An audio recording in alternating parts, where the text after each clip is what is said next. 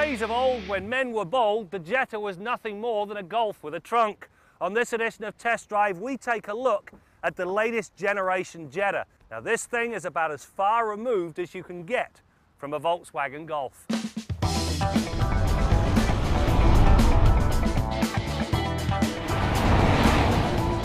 Since its introduction, the Jetta has always been a trunk version of the Golf hatchback. Nothing wrong with that, as the original hot hatch has always been a highly respected set of wheels. The latest Jetta, however, charts a very different path. It now rides on its own platform, and it gets the size it has always needed. This means it stretches 4,628 millimeters from bumper unto shiny bumper, and it rides on a longer wheelbase. It now measures a mid-size light 2651 mil. The upsized platform really does work wonders for anybody sitting in the back of this Jetta. Because of the increase in the wheelbase, you get 70 more millimeters of legroom. There's also plenty of headroom and enough width to accommodate 3 people comfortably. The only thing you got to watch, don't draw the short straw. If you sit here, nowhere to put your feet. The larger platform also pays dividends in the handling department. Certainly the purists will suggest that the adoption of a twist-beam rear axle is a regressive move. In reality, it makes little or no difference to the manner in which the Jetta attacks a corner.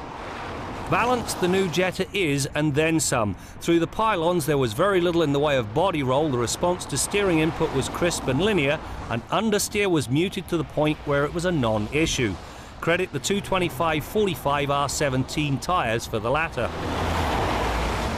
The upsized platform and increase in overall length have delivered an enormous trunk, 15.5 cubic feet with the seats in the upright position. Now, they do split and fold, and there is a separate ski pass-through which allows you to accommodate longer items. But in something of an ironic twist, and I've never said this before, the trunk is almost too large. If anything rolls up against the back seat, well, let's just say your dignity will not be intact by the time you retrieve it.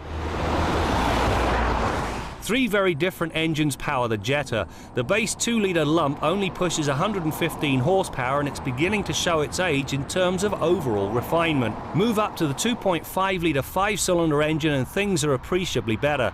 The 170 horsepower is much more rewarding.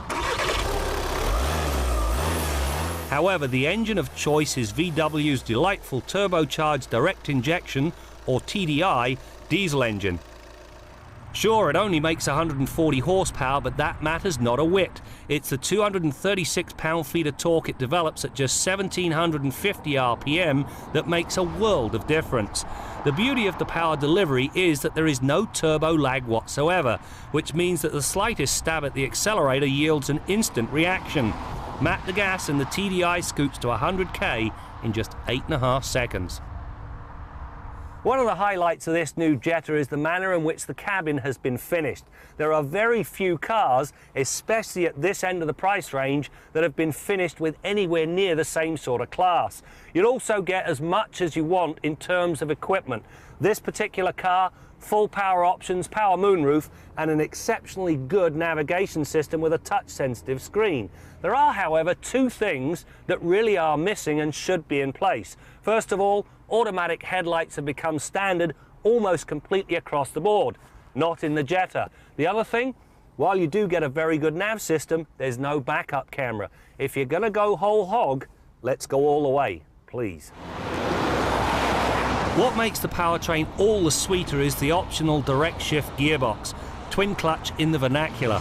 It's as good as any transmission gets. The shifts are both smooth and blindingly quick, the ratios are matched perfectly to the diesel's work ethic, and the paddle shifters work regardless of shifter position, which gives the driver access to the diesel's strong engine braking whenever it's desired.